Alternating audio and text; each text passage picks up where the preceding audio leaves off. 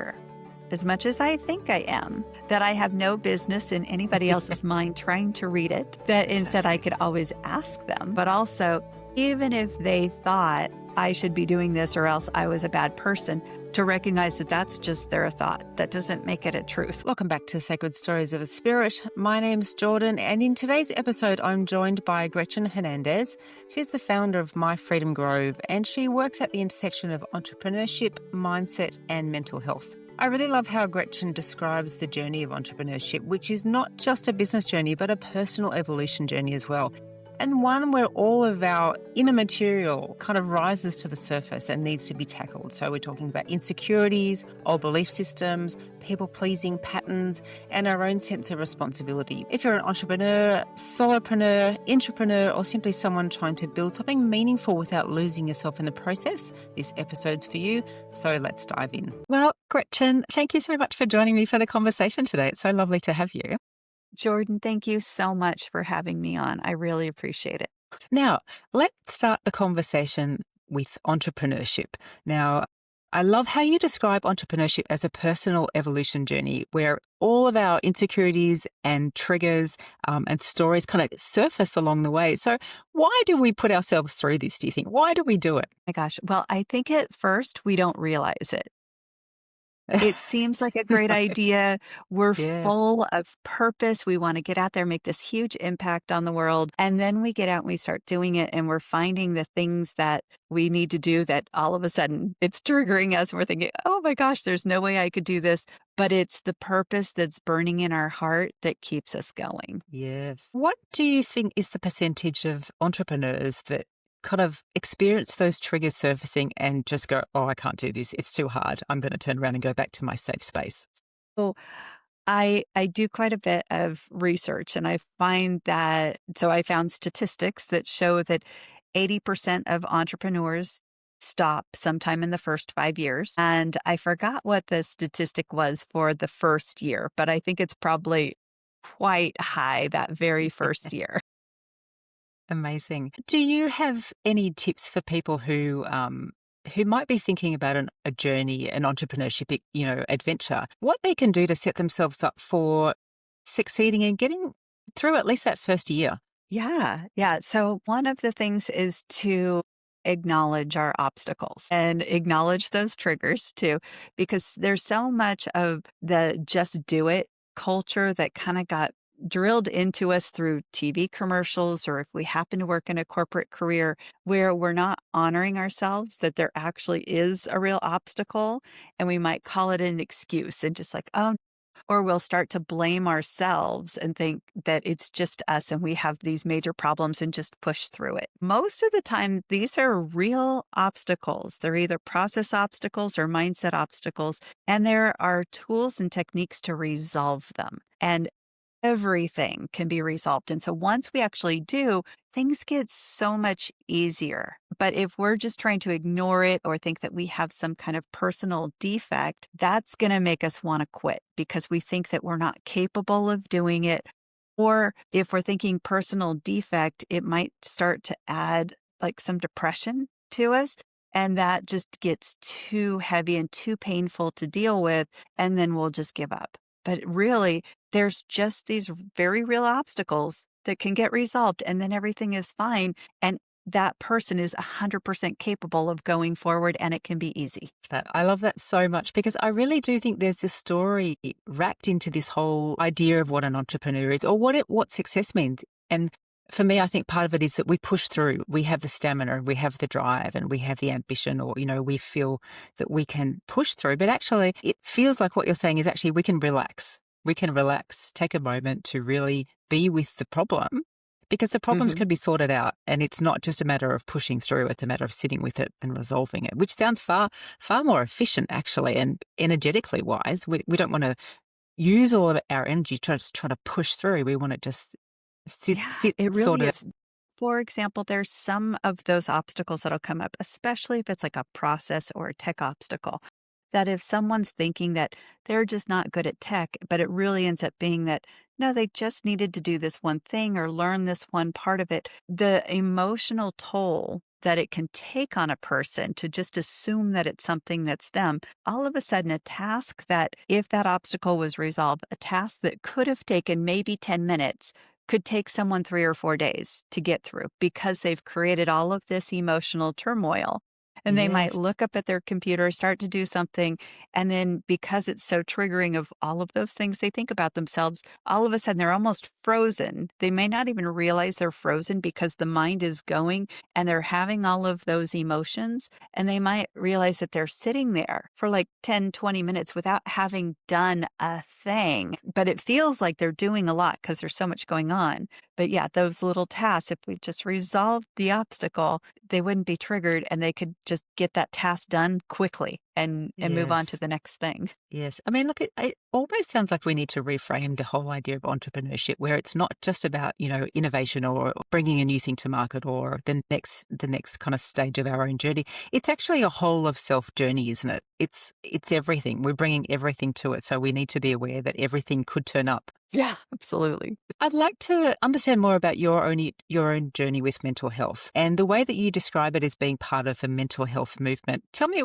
what that means in your world. So, in my world, my family through all of the generations have had mental health challenges. And we find out that some of it is genetic, but we've also learned, well, I've learned over time that a lot of it is it's created, but not through the ways that we would think it would be created. So I'll go into that in just a second. So I was actually diagnosed with major depressive disorder at 19 and started having suicidal ideation at that time. And that was not uncommon in my family. So generations of that going on. Then in my years, I started to develop really bad anxiety, but I didn't get diagnosed with anxiety yet because it presented in my stomach. So I was having a lot of stomach problems that could send me to the emergency room that were all induced by stress that was caused by the anxiety. So I wasn't officially diagnosed with the anxiety disorder until I was in my 30s. And so having to try to work in a corporate environment where you can't talk about mental health, about any of the challenges. And if you're from a family where mental health,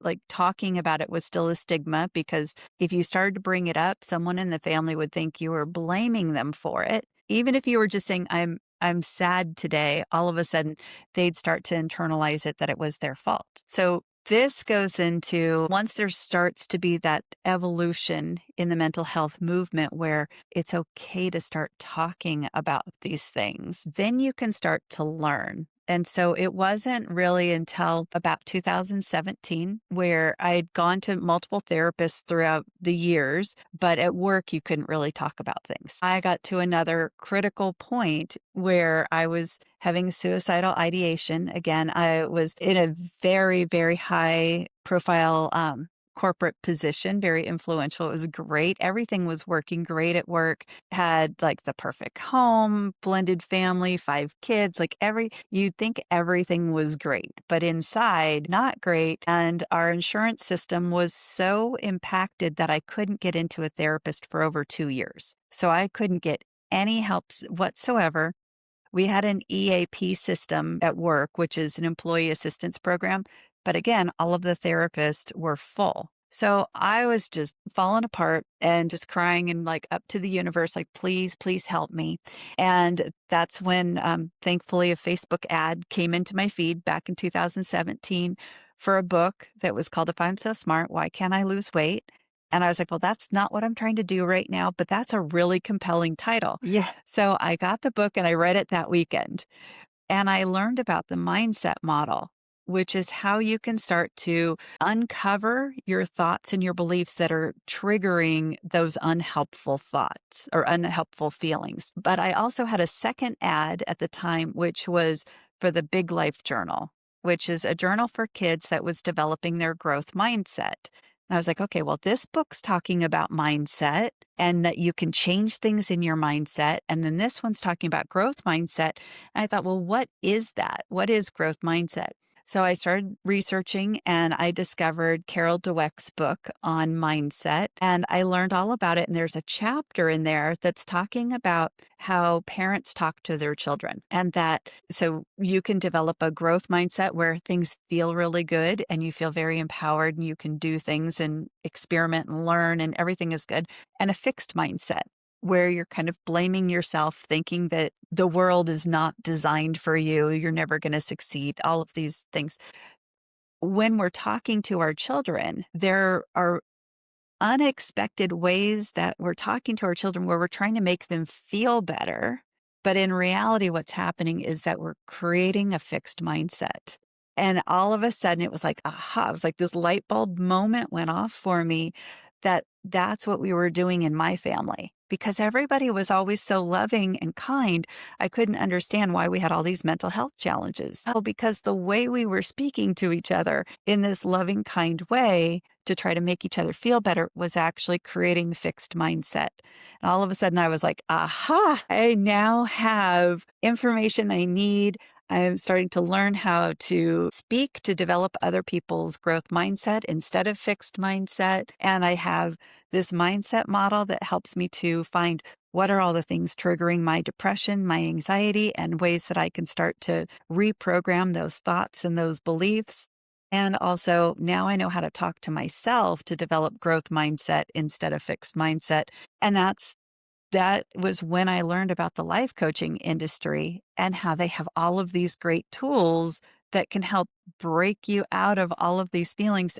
I felt like I just had the keys to the universe at that time. It's like I could heal me, I could heal generational problems, and I could heal a lot of things that were going on in businesses too, because there were so many mindset obstacles there. And now I had tools for how to do it. Yeah. And that started to open up the conversation because I was a business coach in biotech. I started to bring these things in, and then we started to talk about mindset. And then I started to bring NAMI to work to do presentations. It's a North American Alliance for Mental Illness. I call it mental challenge because I Yep. don't feel ill. It's just Yeah, a challenge. exactly. And it started mental health at work. And so it started this whole movement where a whole global corporation started to open up and pay attention to mental health and then eventually start creating programs at work where you don't have to go to therapists or anything like that, where now they're starting to teach their employees. Amazing. I mean, look, it just sounds so healthy and it sounds exactly what we need. Like I can feel myself kind of breathing in and breathing out much more deeply when I think about the business environment and the corporate landscape and how necessary it is for us to feel that we don't have to hold these things in. We can have a way to talk about it. And I before we go more into that, I wanted to circle back to your generational landscape. And what I'm interested to know is how you found it recreating a different environment with your family where you've inherited this model of how you talk to each other and your experience of doing a reset but helping everyone come on board with the reset. How did your family react to this, to you saying, actually, I've got a new way, it's better, let's get Yeah. rid of the old way? Yeah. They were very appreciative. Both of my sons, when they hit 12, also got suicidal. And this was before 2017, before I understood this. I thought at that time, I was just absolutely devastated because here it was, it's going through the generations and I couldn't understand it. So when I found this, I started sharing it with my kids at the time and telling them, I've learned this, I'm trying out these things on me. And so I went first. So instead of trying to like push all the tools on Yes. them, I already knew that I needed to be honest about my mental health with them and share what I was going through and then share how I was using these tools. And so they started to show a little bit of interest, but they were teenagers at the time. Well, the two sons were teenagers, but they were kind of interested back then, just a little Yeah. bit, kind of, Yeah. right?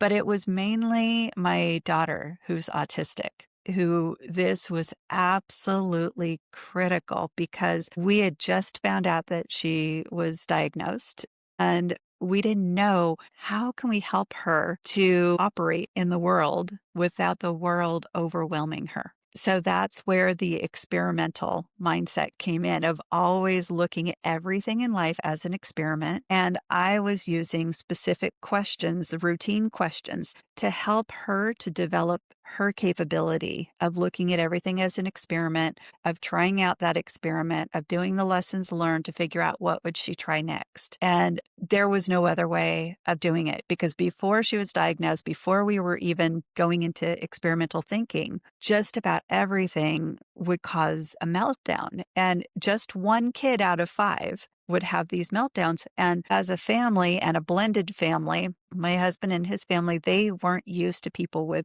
neurodiversities. And so they were right away just going kind of traditional family of children should act like this, duh, duh, duh, and she's not. And you need to go reprimand her, right? Because that's kind of the old way of Yes, doing things. absolutely. But once I was learning about growth mindset and also neurodiversities and autism, it's like, nope, these are the things that work best for people that have autism. How do we do things and experiment? And so trying to get my husband on board with the idea of experimenting, trying to get his family on board with the idea of experimenting, helping to educate about neurodiversity because we all needed to learn about it. And then we all started to realize each of us in our own way have a little neurodiversity, like even anxiety is considered a neurodiversity. My husband with PTSD, that's a neurodiversity. It's like, oh, okay, so we all need to start to adopt the experimenting. And so it started mainly with me and my daughter, and then they started to see things were getting easier because of all of the experiments and learning the things that work, that they started to adopt the same kind of language and they started experimenting in their lives and started to have an impact. It started to help them too. Well, I hope you're enjoying the second series of Sacred Stories of the Spirit. This season, conversations traverse change, identity, and belonging, and they ask us how to live with more integrity, more courage, and more connection, both to ourselves and each other. Together, we're looking at what it means to live story as practice, to let story guide our healing, our growth, and our understanding of what's possible in the day-to-day. Stay with us as we journey through the landscapes of courage, authenticity, and transformation. You say part of your journey has been about the process of challenging old belief systems and thoughts and allowed you to right-size your responsibility so you could take back your life. What are your tips for other people that need to understand what that means and how they might take that on board? Yeah. So first I'll just share an example of like the two main things that where I was taking responsibility where I shouldn't have.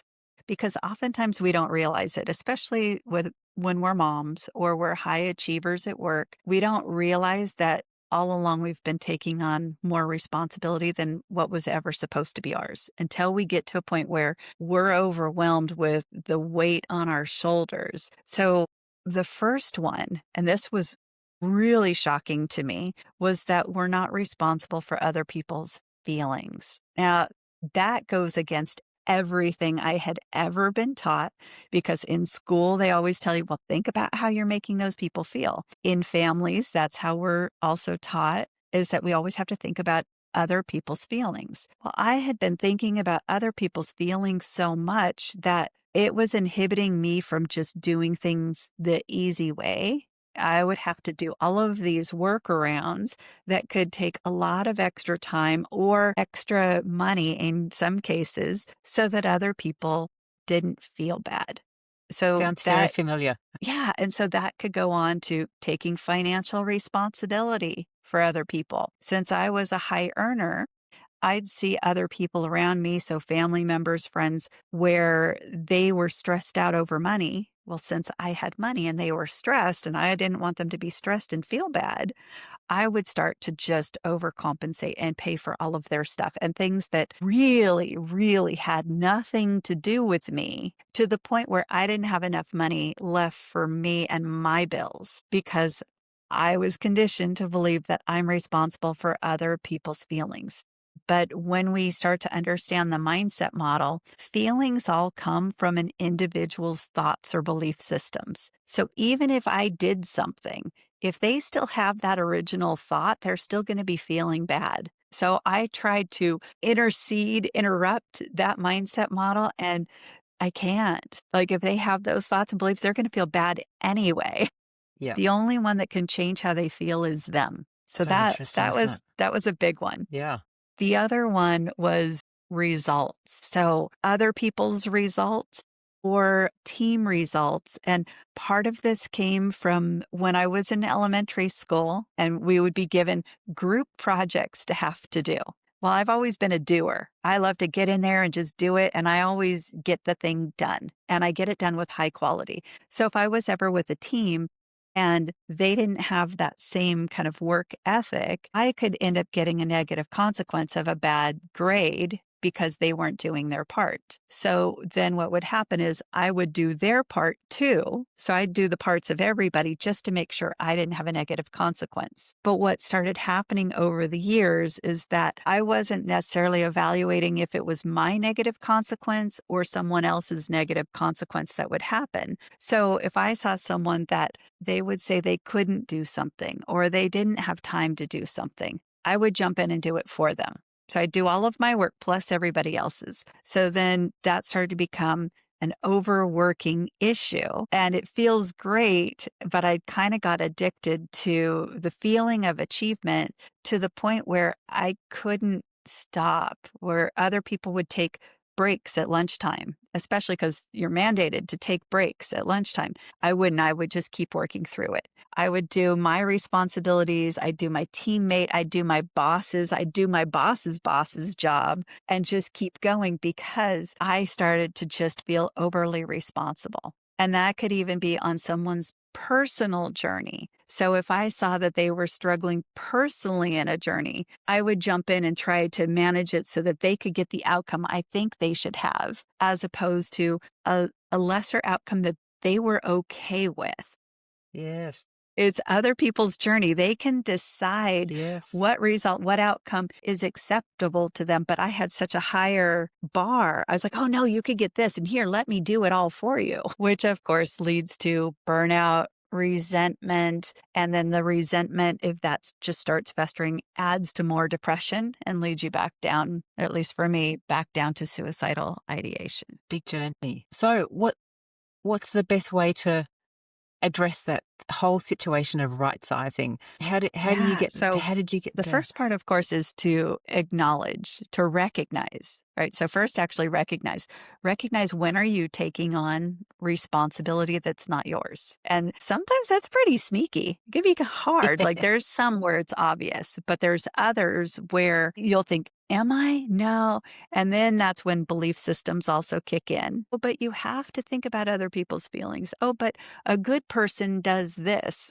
So first, it's just recognizing it, then acknowledging, wait a minute, there is a belief system here or some old thoughts that are leading to this. And it feels like it's willpower to try to go against it and that you're a bad person if you don't do these things. So it's writing it down. These are mindset obstacles. Some are thoughts, some are belief systems. The belief systems we've thought over and over for maybe decades even. They're hard to get rid of. So then there's a process to go through to help to disprove them at least a little bit, extract any value that we might have had by believing that so that we can feel comfortable getting that benefit some other way that's healthier for us. So then we can clear the way and then go thought shopping for a different set of thoughts or beliefs that feel believable, at least 50%, because if it doesn't feel believable, it's not ever going to take. So we have to find something, even if it's just baby steps in belief systems, before we can start to get there. And so then we're just slowly practicing those new belief systems until they take hold. I love that phrase, thought shopping. I haven't heard that before, but I think it's fantastic. It gives us choice, doesn't it? It puts us back in control. Exactly. I love that. Exactly. Thank you.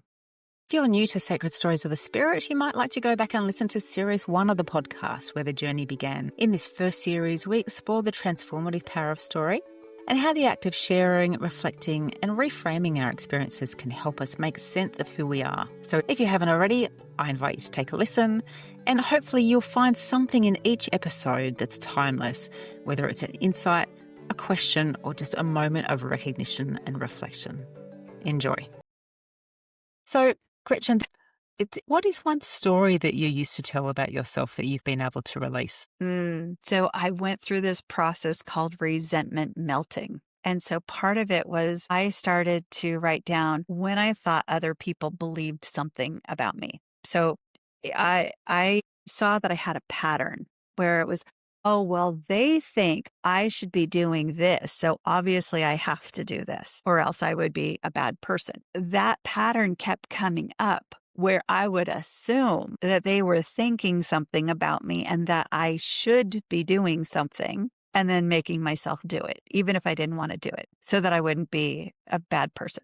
So that has been one of the biggest stories for me to challenge and get rid of. And I decided I was going to live a life of want instead of should, but also to recognize I'm not really a mind reader as much as I think I am, that I have no business in anybody else's mind trying to read it, that instead I could Fantastic. always ask them. But also, even if they thought I should be doing this or else I was a bad person, to recognize that that's just their thought. That doesn't make it a truth. That's very So I layered. can live a life of want because I know that I'm a good person no matter what I do. Yeah, amazing. Beautiful. Thank you. And What is the most surprising lesson that entrepreneurship's taught you about yourself? yeah.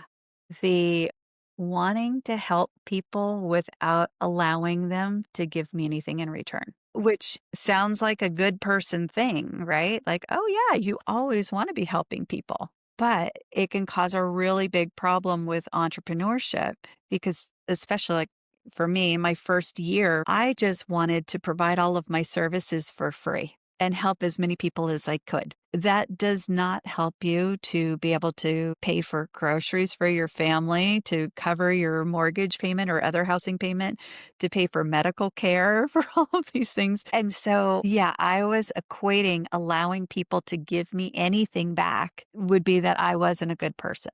Thank you. Yeah, good one to So that release. was, But I think, had to work through that yeah, one. yeah, Definitely had yeah, to work through that one. amazing. So this is something that I loved. I found on your website, you're talking about a landscape that includes entrepreneurs, solopreneurs, so one-person companies, and intrapreneurs. So these are people in companies that are creating innovative programs and products and services. And I don't hear that word enough, I don't think. I love it. Do you think there's enough entrepreneurs in the world, and do you think they get valued enough?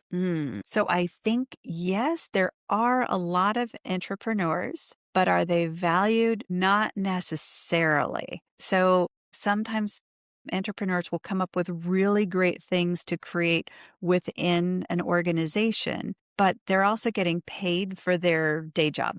And so if they spend too much time on the entrepreneur part of it, they might not be getting their day job part done. So then the company might start to question that. But also, if the thing that they're creating, if the business doesn't understand the value of it to the business is not going to value it. And they're thinking, we're investing in our employee, we're creating a great place to work. And so bridging that gap to understand how is this a value for the company in a tangible metric driven way, that's the missing piece. Because once that's decoded, then all of a sudden the businesses will get on board and support the entrepreneurs. I would love to circle back because I think that's a whole nother podcast conversation, but I think it's hugely valuable. So you talk about having rewritten your career over 4 different episodes. One of the stories has been for you about needing to be able to save the day. How have you been able to rewrite that narrative? Boy, oh boy.